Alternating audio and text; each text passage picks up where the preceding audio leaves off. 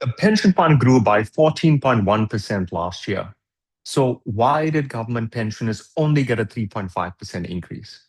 Now, if you are a government employee and you are on the verge of making this decision of whether to retire or resign, or even thinking about it, this is going to be a critical video because one of the elements that most members often overlook is what happens in the years post-retirement. Is it going to be enough? So initially, your retirement income might be sufficient for you to live comfortably, but what happens afterwards if the increases are a lot lower than the cost of living? Last week, I had a call from Mrs. Ndlovu. She's a 67-year-old Department of Education, a former Department of Education educator. And she had retired 7 years ago. And what she was sharing with me is she just found it very, very difficult to make ends meet. Everything around her was increasing at a high rate. But now she found that the income initially was sufficient, but now it's just not enough. And she was stuck between a rock and a hard place and just finding it difficult to manage with the cost of schooling for her grandkids and all the other expenses. So in today's video, we're going a little behind the scenes. I'm going to share with you some understanding of how do you start to have a look at not just what income is available to you at the time that you exit, either via retirement or resignation, but how do we start to ensure that you have enough ongoing, right? How can we get you up to a point where you don't run out of money altogether? So stay tuned. As always, I like to share 5 key tips. I'm going to be sharing those tips with you now, with a bonus tip coming towards the end. So make sure that you watch until the end. My name is Devanaika. I'm a retire versus resign specialist and the author of What They Don't Want You to Know About Retiring or Resigning in South Africa. So let's get started with the first tip. And I want to go in detail with this particular one because again, it's some things that often members tend to overlook. It's not a very technical thing and it's very easy for you to do. You can have all this done on the back end. This is why these videos exist. I want to make it to be in such a simple, easy way that you can do your own research afterwards or just analyze different elements or again, hop in for the Retire vs. Resign Masterclass where we share more information. So I want you to keep in mind, either way, you're going to be investing your money. So it doesn't matter if it's a retirement or a resignation. Just to understand what happens behind the scenes, right? So I'm going to draw it for you so you can see what's taking place. Let's say presently, or let's say you opt the route to retire, the pension fund is going to retain this money, and the pension fund is basically going to do the investing, right? So I'll put it here as pension fund invest.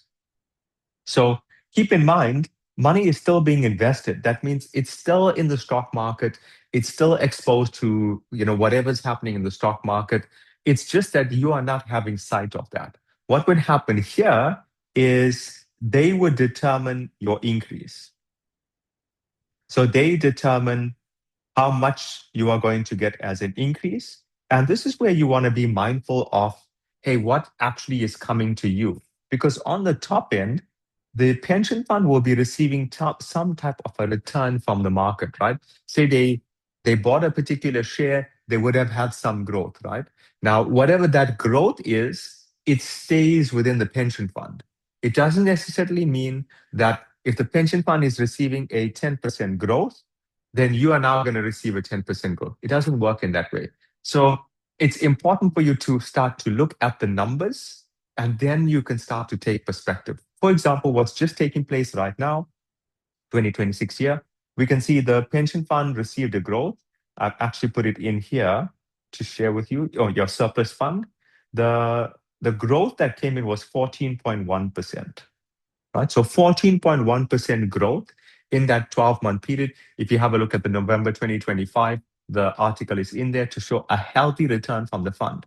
Now, pensioners, however, just had an increase of 3.5%. See, this is what Ms. Ndlovu was complaining about. She was questioning, hey, look, but if the return was at 14.1, why am I only getting 3.5? Now, of course, there are lots of elements that happen behind the scenes. And, this channel exists not to get into the politics or the details behind it, but more to empower and educate you so you make informed decisions, right? Now, keep in mind, in a case like this, you don't have control over where the money is invested. You don't have a control over what type of returns or even your ability to access that type of return, right? You lose control of that. The pension fund is the one that does the investing, and you would receive the return that they provide you. You also have to understand the pension fund's not necessarily saying that they're going to give you an inflation return, right? So they're not saying that. They're saying your increase could be 75% of inflation. Could be more, but it's 75% of inflation. Now, there's no right or wrong. So again, this video is not there to retire or resign. It's all dependent on your situation. That might be a situation that works for you. I'll share with you the next tip shortly, why it could be something that works for you. The alternate route, when we look into the resigning, I want to draw this one separately so you can understand it, especially if you follow the concepts that we've been sharing so far in the Retire vs. Resign Masterclass, or if you watch testimonials on the YouTube channel of how we're able to get members really excellent results. Here you want to understand that you have your two-third that is going to be invested. This is your two-third capital that's here. And wherever the money is invested, you're going to be getting a particular return. Now, the difference between the two is whatever that return is, it's feeding into your capital. So let's say your investment return is 10%, then your capital here is growing at the 10% return. If your investment return is going to be 5%, then capital is growing at 5%. So it's critically important that the investment is done extremely well. This is, again, one of the elements that we had picked up. Remember, and it might be a concern for you, that markets ebb and flow. It has this type of effect, right?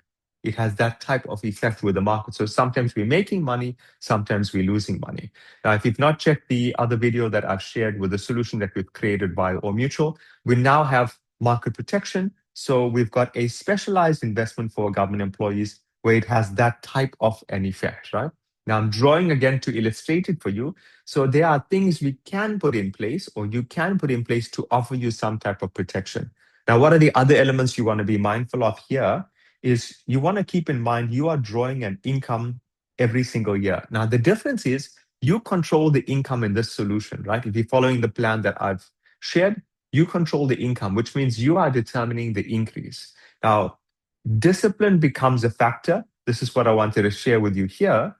Discipline becomes a factor because let's say you're not very well disciplined, you haven't been managing money well, then in that case, you might take a very, very high income. So, what if you end up taking an income where, just using an example, say your income is 10%, but let's assume your return is 5%, right? So now your income is a lot higher than what actually is feeding into your capital. In which case, you guessed it, the capital can decrease, right? Because now, look, you're taking too high an income. It would increase if we had a 15%. So let's say the return coming in is 15%, you taking out 10%. Now that gives us a chance to grow capital. So keep in mind when it comes to the retirement side on the pension fund, main differences here is the pension fund does the investing. They're able to profit from whatever the growth is. Now, from a return perspective, you would be receiving an increase on your income. It is 75% of inflation or could go up to inflation. Again, you're dependent on the rules of the pension fund, right? If discipline is a problem, something like this could work really, really well because you don't have to be concerned about the markets. They're handling everything for you. And you're just receiving an income and you've got to work your budget according to that particular income. The flip side, if you're aiming on the resignation, and again, if you're following the angles that I've shared with you, or the solutions or the processes, the route that we adopt is we want you to be in full control of the capital. So we create a solution here that includes a bit of capital protection, right? Some safety from the market. The same time, we start to have a look at what's the return coming in. We also have a look at your income to make sure that balances out well. And very importantly, we want to have a look at what are the fees that the investment company has. Now, just very quickly, the fees become something essential because we want the capital to stay with you, right?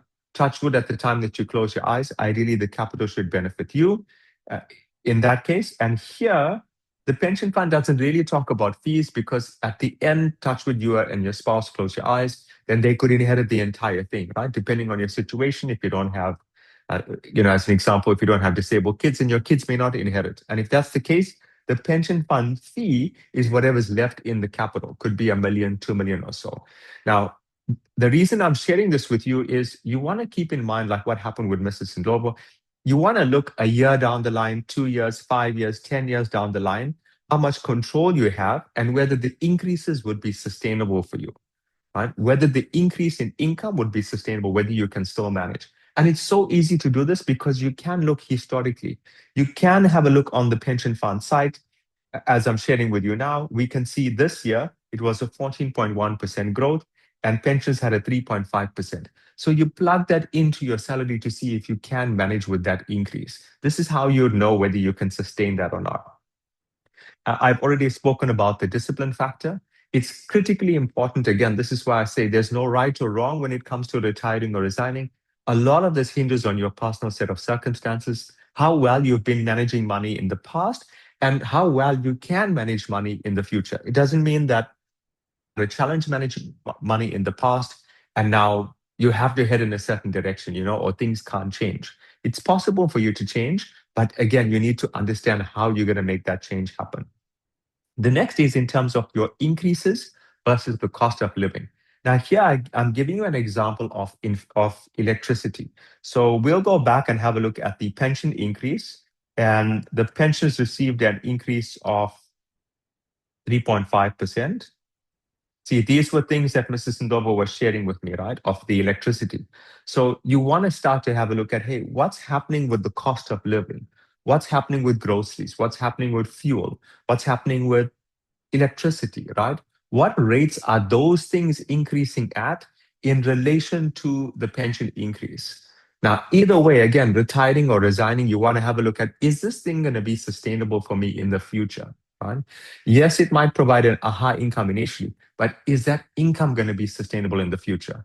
Or you might have flexibility of the capital, as is the case I showed you here. But is this capital going to be sustainable in the future, right? This is all important elements to consider. The next one is in terms of medical aid. Now, here we've seen that GEMS has reported a 9.5% increase. Again, we want to look at everything in relation to what was the increase for pensioners, right? It was a 3.5% increase that pensioners had.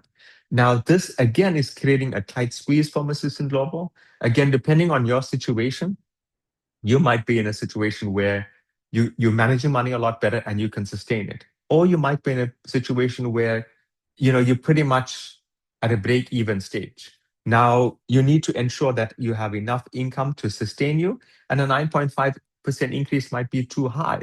Then it might lead you to a point of wondering, hey, can you really afford the medical aid? Not the situation that we want to find ourselves in.